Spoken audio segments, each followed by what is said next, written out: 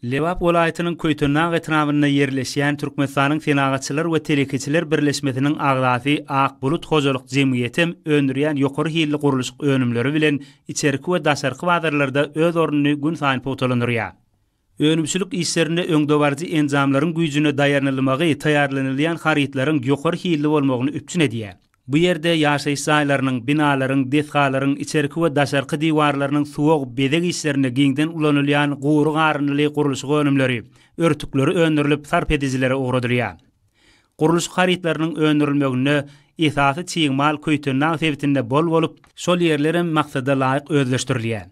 Taýýarlanýan guruluş haritlarynyň hiliniň ýokary, bahalarynyň el ýeterli bolmagyny üpçün etmeklik Akbulutyň iş hünärmenleriniň esasy maksady bolup durýar. Taýýar önümleri diňe bir içerki bazarlarymyzda ýerlenilmän, eýsem daşary ýurtlara da ugradylýar. Önümleriň hili ýörüýte barlyhanada kesgitlenip, önümçüligi kompýuterler arkaly ýygyderli gödegçilik edilýär.